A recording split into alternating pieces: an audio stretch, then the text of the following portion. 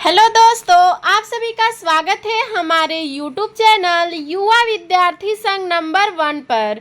तो दोस्तों, आज हम लोग कक्षा 7 का हिंदी पढ़ेंगे। आज हम लोग पाठ 2 पढ़ेंगे। हमारे पाठ का नाम है राजधर्म। तो दोस्तों, आज हम लोग इस वीडियो में इस पाठ का प्रश्न उत्तर देखेंगे। तो सबसे पहले देखेंगे कुछ करने को, जिसमें पहला प्रश्न है, अपने आसपास क्षेत्र में पाए जाने वाले बरगद, पीपल, पाकड़ या अन्य वृक्षों को निकट से देखिए। निकट मतलब कि पास से, ठीक है। और उन पर बैठे पक्षियों के क्रियाकलापों को अपनी अभ्यास पुस्तिका में कीजिए। प्रश्न क्या कह रहा है कि आपको अपने आसपास जाना है और बरगद, पीपल या पाकड़ का कोई भी वृक्ष होगा उस पे देखिए, उसके पास जाइए और देखिए। अगर उस पे कोई भी पक्षी, हमेशा कोई ना कोई पक्षी बैठा रहता है, तो वो क्या क्रियाकलाप कर रहे हैं उसे देखिए और अपने अभ्यास पुस्तिका में लिखिए। ठीक है। तो दोस्तों, इसको आपको ये स्वयं ही करना है। आगे देखते हैं प्रश्न 2 नंबर। बरगद के वृक्ष का चित्र बनाइए। देखिए दोस्तों, इस प्रश्न को भी आपको स्वयं ही करना है। ठीक है। बरगद के पेड़ के जो है उसका वृक्ष जो है उसको बनाना है आपको। प्रश्न 3 नंबर है, इस पाठ के आधार पर आप भी 2 सवाल बनाइए। देखिए, ये जो पाठ है तो मैंने तो 2 सवाल बना दिया है, लेकिन आपको भी पूरा पाठ को पढ़ना है और 2 सवाल बनाना है। देखिए, मैंने 2 सवाल कौन कौन से बनाए हैं। पहला प्रश्न मैंने बनाया, ब्रह्मदत्त अपने विषय में क्या जानना चाहता था। दूसरा मैंने बनाया, क्या ऐसा सच में हो सकता है कि राजा के अन्याय होने पर राज्य में उगने वाले फल भी कड़वे हो जाएंगे। ये 2 प्रश्न मैंने बनाया है, आप भी 2 प्रश्न जरूर बनाइएगा। आइए देखते हैं प्रश्न नंबर 4। लिखिए, इस कहानी को पढ़ने के बाद आप क्या करेंगे, क्या नहीं करेंगे। ठीक है। देखिए, पहले उस पाठ को पढ़िएगा और आप क्या करेंगे वो लिखिएगा, और आप क्या नहीं करेंगे वो भी लिखिएगा। तो आइए देखते हैं मैं क्या करूँगी। ठीक है। क्या करेंगे, अधर्म, अन्याय का रास्ता छोड़ दूंगा। ठीक है। और क्या नहीं करेंगे, तो कभी किसी को परेशान नहीं करूंगा, किसी को तकलीफ नहीं पहुंचाऊंगा। ठीक है। अब देखते हैं विचार और कल्पना, जिसमें पहला प्रश्न है, इस पाठ में एक अच्छे राजा के आवश्यक गुण बताए गए हैं। आपके विचार में किसी राजा या श्रेष्ठ व्यक्ति या नेता में कौन कौन से गुण होने चाहिए, उन्हें लिखिए। तो आइए इसका उत्तर देखते हैं। आवश्यक गुण जरूर नहीं होने चाहिए। जैसे पहला है, ईमानदार होना चाहिए। दूसरा, विवेकशील होना चाहिए। तीसरा, उसके अंदर किसी का भेदभाव नहीं होना चाहिए। चौथा है, कर्तव्य परायण होना चाहिए। पांचवा है, न्याय प्रिय होना चाहिए। और छठवा है, कुशल रणनीतिज्ञ होना चाहिए। ठीक है। प्रश्न है 2 नंबर, जब राजा ने अन्याय और अधर्म के साथ राज्य किया होगा, तब उसकी प्रजा को क्या क्या कष्ट भोगने पड़े होंगे। तो आइए इसका उत्तर देखते हैं। चारों तरफ अशांति और अराजकता का साम्राज्य बन गया होगा। लूटपाट, चोरी, राहजनी एवं हत्याएं बढ़ गई होंगी, जिससे प्रजा परेशान हो गई होगी। ठीक है। अगला प्रश्न है 3 नंबर, बोधिसत्व जंगल के पके गोदे खाते थे जो शक्कर के समान मीठे थे। आप अपने द्वारा खाए हुए उन फलों के नाम लिखिए जो एक बीज वाले हों। ठीक है। अनेक बीज वाले हों, बिना बीज वाले हो। ठीक है। बिना बीज वाले फल और कड़े छिलके वाले फल। तो आइए देखते हैं इसका उत्तर। ठीक है। जैसे एक बीज वाले फल में आ जाएंगे आम, लीची, आड़ू और जामुन। और अनेक बीज वाले फल में आ जाएंगे सेब, तरबूज, खरबूजा और संतरा। और बिना बीज वाले फल हो जाएंगे केला, अंगूर। और अगले हैं कड़े छिलके वाले फल हो जाएंगे अखरोट, नारियल, बेल। ठीक है। अब देखते हैं कहानी से। प्रश्न पहला है, ब्रह्मदत्त नामक राजा क्यों प्रसिद्ध था। आइए इसका उत्तर देखते हैं।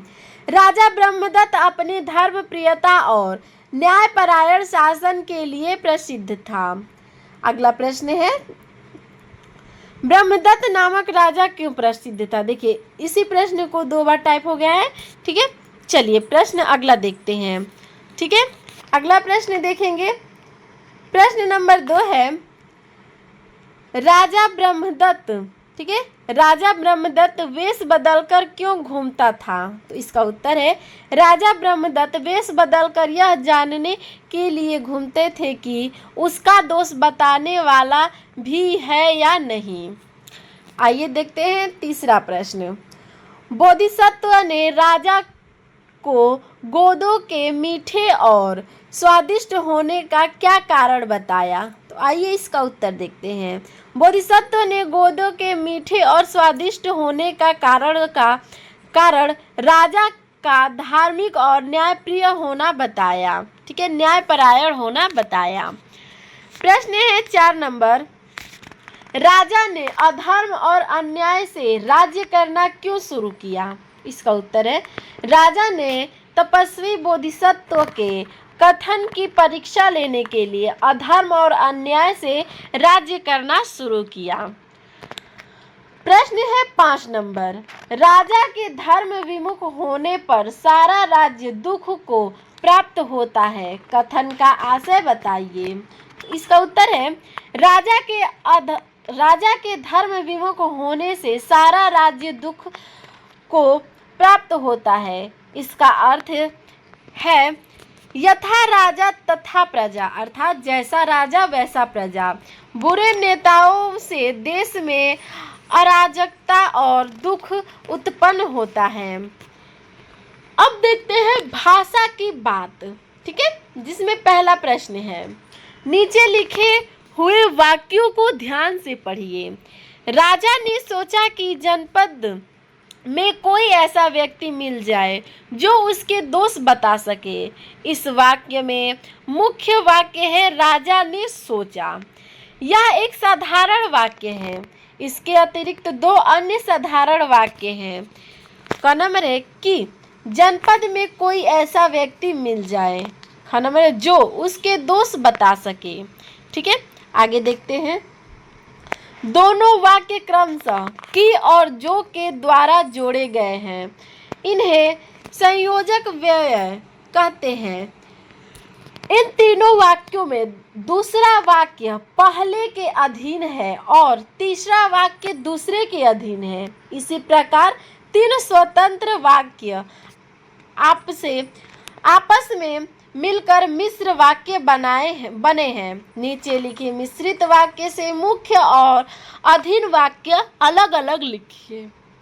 तो देखिए, पहला है क नंबर है कि वह ऐसे व्यक्ति को ढूंढता था जो उसके दोषों को बता सके, और दूसरा है ख नंबर, अधर्म और अन्याय से राज करूंगा और देखूंगा कि बोधिसत्व की बात में कितनी सच्चाई है। तो इन दोनों में हमें मुख्य वाक्य और अधीन वाक्य बताना है। ठीक है, तो देखिए कर्म, वह ऐसा व्यक्ति को ढूंढता था। ठीक है, वह ऐसे व्यक्ति को ढूंढता था, ये जो है मुख्य वाक्य है। जो उसके दोषों को बता सके, ये जो है अधीन वाक्य है। अगला है ख नंबर में, अधर्म और अन्याय से राज करूंगा और देखूंगा, ये जो है मुख्य वाक्य है। ठीक है, कि बोधिसत्व की बात में कितनी सच्चाई है, ये जो है अधीन वाक्य है।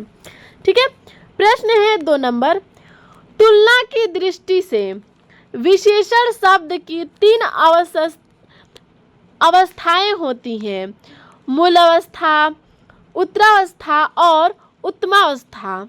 मूल शब्द में तर और तम लगाने से क्रमशः उत्तरावस्था और उत्तमावस्था बनती है, जैसे कि श्रेष्ठ, श्रेष्ठतर और श्रेष्ठतम।